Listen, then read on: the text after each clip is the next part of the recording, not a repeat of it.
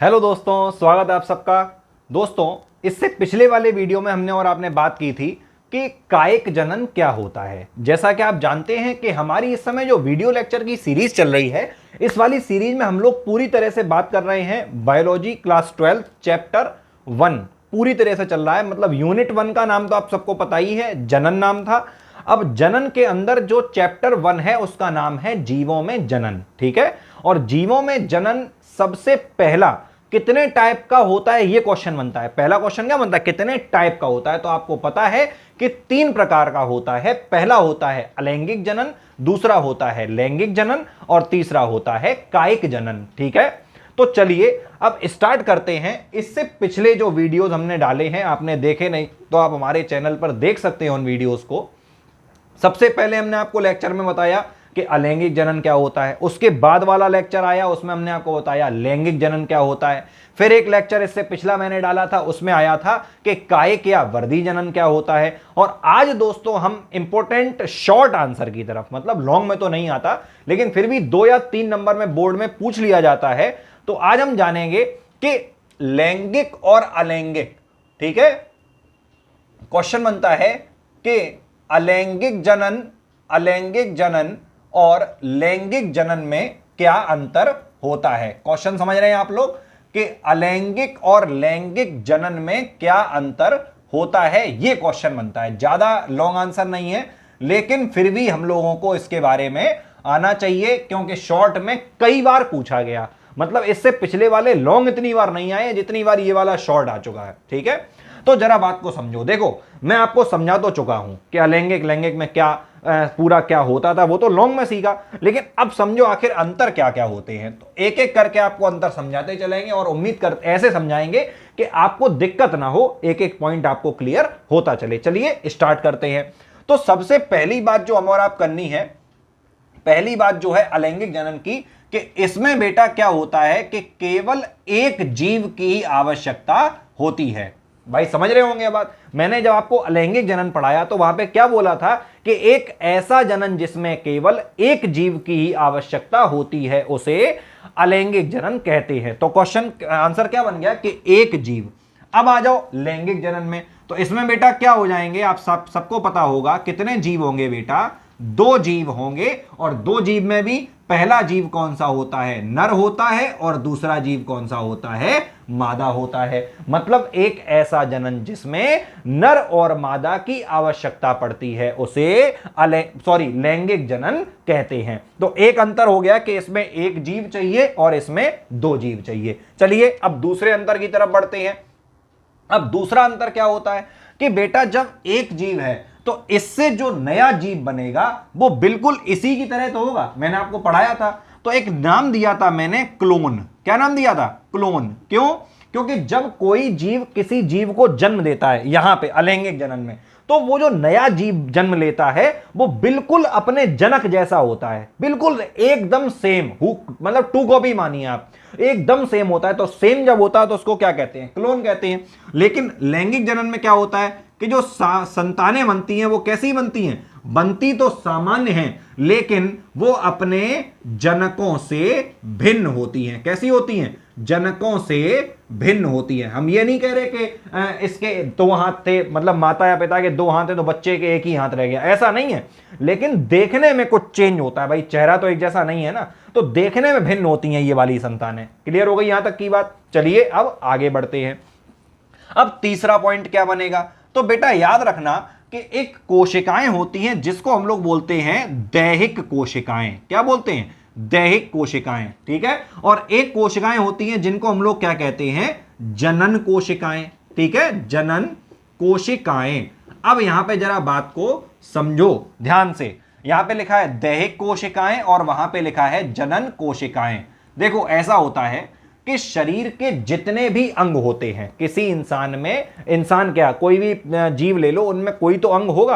अब पहले यहां पे समझो अलैंगिक जनन में, तो यहां पे बेटा जो भी जीव होता है, चूंकि यहां पे कोई जनन की तो बात हुई नहीं है, मतलब कोई लिंग की तो बात हुई नहीं है, तो इसमें जितनी भी कोशिकाएं होती हैं वो कैसी होती हैं, दैहिक कोशिकाएं होती हैं। देखो याद रखना, चलो इन सबको छोड़ो, मेरी बात सुनो ध्यान से। कोशिकाएं हमेशा दो टाइप की होती हैं, एक होती हैं दैहिक कोशिकाएं और दूसरी होती हैं लैंगिक कोशिकाएं, और लैंगिक वाली को हम लोग बोलते हैं जनन कोशिकाएं। ठीक, अब समझो, ध्यान दो, जैसे कि मान लो ये कोई नर है और ये कोई मादा है, सिंपली समझो, ये भी सब समझा दूंगा, अभी ध्यान देना, ये कोई नर है, ये कोई मादा है, क्या इसके दो हाथ हैं तो इसके भी दो हाथ हैं, इसके दो पैर, इसके दो पैर, सब अंग समान है ना, लेकिन नर के पास कुछ विशेष अंग ही तो हैं जिससे हम उसको नर कह रहे हैं, और मादा के पास भी कुछ विशेष अंग हैं जिसके हम इसको मादा कह रहे हैं। तो याद रखना कि नर और मादा के पास कुछ विशेष अंग होते हैं जिन्हें हम लोग क्या कहते हैं, जनन अंग कहते हैं। और ये वाली बात मैंने आपको समझाई थी जब हमने पढ़ाया था तुम्हें लैंगिक जनन, याद आ रहा है?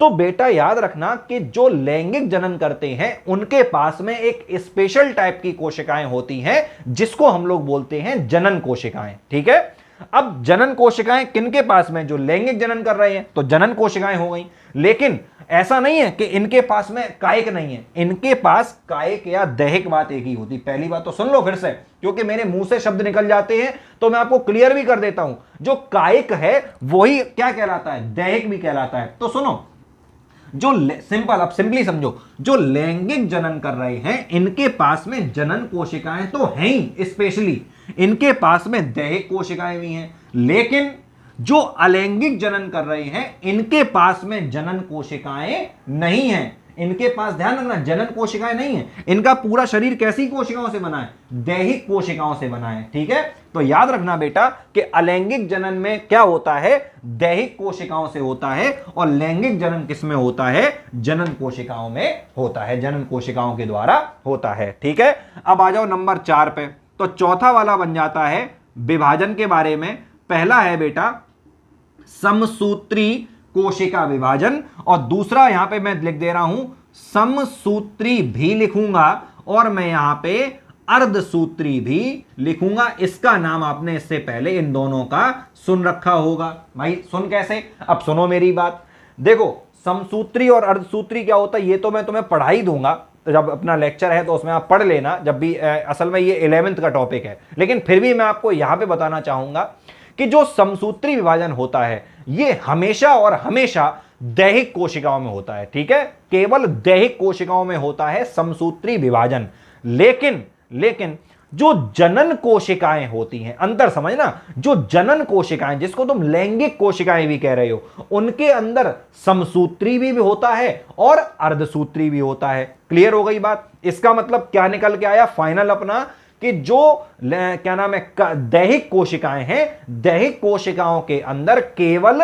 समसूत्री विभाजन होता है, लेकिन जो जनन कोशिकाएं होती हैं, लैंगिक कोशिकाएं होती हैं, उनके अंदर समसूत्री भी होता है और अर्धसूत्री भी होता है। इसका मतलब अलैंगिक जनन में कौन सा विभाजन होगा, केवल समझ में आ गई होगी आपको बात, सिर्फ समसूत्री होगा, और जो लैंगिक जनन होता है इसमें समसूत्री भी होता है और इसमें अर्धसूत्री भी होता है। क्लियर है यहां तक बात? चलिए अब आगे बढ़ते हैं नंबर 5 की तरफ। अब बेटा समझो, जो अलैंगिक जनन होता है ये बेटा तीव्रता से होता है। क्या लिखा है? तीव्रता से होता है। तीव्रता से मतलब तेज गति से होगा, और ये वाले क्या लिखा है बेटा, धीमी गति से। अब ऐसा धीमी नहीं, बहुत धीमे धीमे, मतलब अगर हम दोनों का कंपैरिजन करें तो अलैंगिक जनन जो है वो ज्यादा जल्दी होगा, और लैंगिक जनन तो तुम भी जानते हो कि पहले तो निषेचन होगा, फिर उसके बाद और आगे प्रोसेस बढ़ेगी, फिर गर्भ में बच्चा पलेगा, तब आगे जाके, तो वो एक लंबी प्रोसेस है। ठीक है, तो अलैंगिक जनन तीव्रता से होता है और लैंगिक जनन धीमी गति से होता है। आगे बढ़ो, अब आ जाओ नंबर 6 पे। तो बेटा अगला वाला है कि इसमें बेटा क्या होता है कि पहले तो युग्मक बनते ही नहीं है और निषेचन भी नहीं होता है। बात समझो, तो इसमें युग्मक नहीं बनेंगे और निषेचन भी नहीं होता है। इसका अपोजिट यहां पे कर दो, समझ गए होगे कि यहां पे युग्मक भी बनते हैं और निषेचन भी होता है। युग्मक क्या होते हैं, कैसे होते हैं, निषेचन क्या होता है, ये बातें हमने आपको अपने लैंगिक जनन वाले जो वीडियो लेक्चर था उसमें समझा दी हैं। ठीक है, तो उस वीडियो लेक्चर को आप लोग देख सकते हैं। चलिए अब आगे बात करते हैं। अब बेटा अगली बात करो, तो इसमें जो क्या होता है, अलैंगिक वाले में जो नया जीव बनता है उसको बनाने के लिए, अब युग्मक तो नहीं है, ना ही निषेचन हो रहा है, कि पूरा शरीर, क्या बोला, जीव का पूरा शरीर मदद करता है। बात समझना, क्योंकि शरीर ही तो डिवाइड हो रहा है। जब हमने तुम्हें अलैंगिक जनन पढ़ाया था तो वहां पे हमने कई सारे टाइप और बताए होंगे तुम्हें, जैसे समझ लो, जैसे बताया होगा द्विविभाजन, बीजाणु जनन, मुकुलन, ठीक है, पुनरुद्भवन, खंडी भवन, कलिका। तो वो सब में क्या था कि जीव से जीव का निर्माण हो रहा था। इसका मतलब कि नया जीव बनाने के लिए पूरे शरीर की जरूरत पड़ रही थी। ध्यान देना, पूरा जीव का शरीर चाहिए तब कहीं जाके नया जीव बन पाएगा। किसमें? अलैंगिक जनन में। लेकिन लैंगिक जनन में क्या हुआ था कि यहां पे बेटा जरूरत पड़ी थी हमें किसकी? यहां पे जरूरत पड़ी थी युग्मकों की। किसकी जरूरत पड़ी थी? युग्मकों की जरूरत पड़ी थी। क्या हुआ था, याद आ गया होगा कि पहले तो नर युग्मक बना, मतलब शुक्राणु बने, फिर मादा युग्मक बना, मतलब अंडाणु बने, और जब ये दोनों मिले तब उसको हमने क्या बोला? निषेचन बोला। और निषेचन के बाद फिर क्या हुआ था कि युग्मनज बना था, भ्रूण बना था, वो सब बातें आगे की थी। तो इसका मतलब क्या हुआ कि यहां पे युग्मकों की जरूरत होती है। तो इतने अंतर मेरे ख्याल से इतने पर्याप्त हैं, जो कि आपके बोर्ड एग्जाम में अगर आप पूरे पूरे लिख के आते हो तो आपको नंबर पूरे ही मिलेंगे, कटेंगे बिल्कुल भी नहीं। ठीक है, अपनी बस राइटिंग सुधार के रखिए। एक बात याद रखना, नॉलेज होना अलग बात है और उस नॉलेज को परोसना अलग बात है। आप कितने होशियार हैं ये मायने रखता तो है, लेकिन जब आप बोर्ड का पेपर लिख रहे होते हैं तब यह ज्यादा मायने रखता है कि आप जितने होशियार हैं आप उतनी ही होशियारी से अपनी कॉपी को अच्छा सा तरीके से लिख के आए। ठीक है, क्योंकि जो एग्जामिनर आपकी कॉपी चेक करेगा तो उसको क्या चाहिए कि जो कॉपी हो उसमें राइटिंग भी अच्छी हो और मैटर भी अच्छा लिखा हुआ हो। तो अगर आप होशियार हैं, बढ़िया हैं, और आपकी राइटिंग ठीक नहीं है तो कहीं ना कहीं इसका डिसएडवांटेज आपको नंबरों में भुगतना पड़ सकता है। इसलिए अपनी राइटिंग में सुधार कर लें और इस तरीके से अपनी चीजों में होशियारी लाएं और हमारे साथ लगातार बने रहें। तो दोस्तों, उम्मीद करता हूं कि आपको ये वीडियो भी अच्छा लगा होगा, और अगर अच्छा लगा तो मैं फिर कहूंगा कि एक लाइक तो बनता है। धन्यवाद दोस्तों।